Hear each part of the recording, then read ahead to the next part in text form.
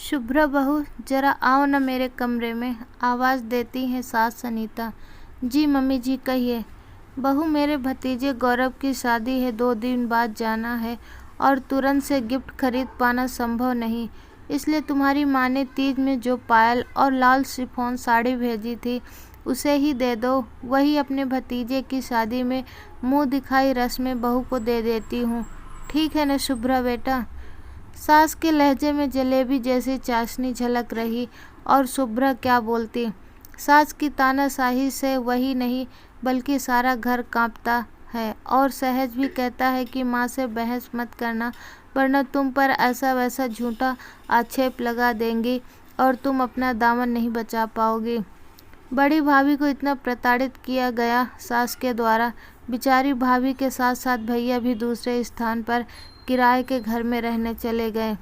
भाभी सास की कर्कश आवाज़ व कलह से हाई ब्लड प्रेशर की पेशेंट हो गई थी, चक्कर आने लगे थे, इसलिए भैया घर में शांति रहे अलग रहने लगे और ससुर व सहज भी चुप्पी साधे रहते हैं। खैर, शुभ्रा हामी भर देती है, आनन फानन में वो गिफ्ट लाकर सास को दे देती है। शुभ्रा मन महसूस कर रह जाती है। सास अनीता एक तो तीज त्योहार या बर्थडे या शादी सालगिरह पर एक रुमाल भी नहीं देती थी, और तो और यह गुमान से कहती कि कमाऊ बेटा दे दिए हैं, अपना खरीदो पहनो ओढ़ो।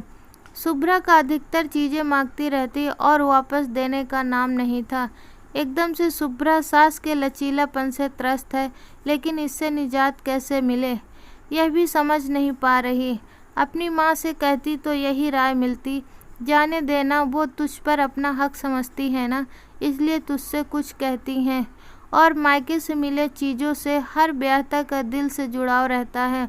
अपनी माँ का प्यार दिखता है उन छोटी छोटी चीज़ों में, मसलन चूड़ी, बिंदी, साड़ी, कपड़ा और खाने पीने की चीज़ें। एक दिन तो हद हो गई। इस बार सास का फरमान हुआ कि अपने पापा से कहो कि हमारे लिए एक पलंग भिजवा दें।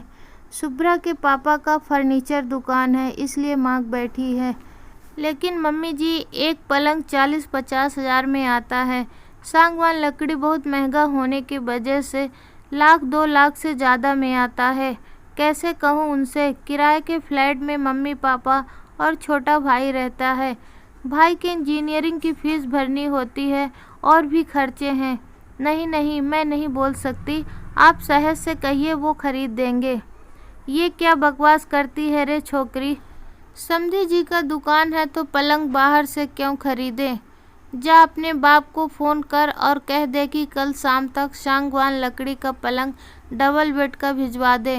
बेटा की शादी किसी गरीब घर से नहीं किए जिसकी औकात ना हो कि वो अपनी लड़की के ससुराल पक्ष की ज़रूरत को पूरा ना कर पाएँ। ये तो मुझसे नहीं हो पाएगा मम्मी जी, आप अपनी सीमा रेखा लांघ रही हैं और मुझे भी आप बोलने पर मजबूर कर रही हैं।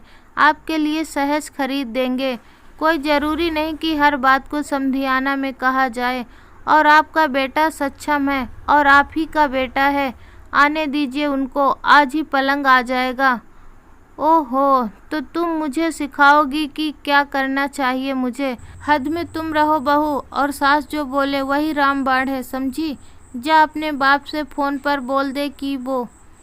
अब आप मुझे बड़ी बहू समझ रही हैं। बेचारी भाभी का जीना दूर भार किया था आपने।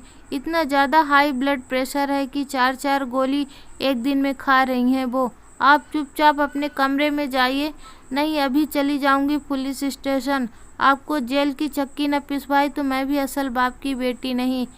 इतना सुनना था कि सास सटक गई और अपने कमरे में जा दुबकी। ससुर अपनी छोटी बहू का रणचंडिका रूप देख मुस्कुराने लगे। दोस्तों, ये छोटी सी कहानी आपको कैसी लगी हमें कमेंट द्वारा ज़रूर बताइएगा। चैनल में नए हैं तो प्लीज़ सब्सक्राइब कर दीजिए। अब मिलेंगे नई कहानी नई वीडियो के साथ, तब तक के लिए जय हिंद।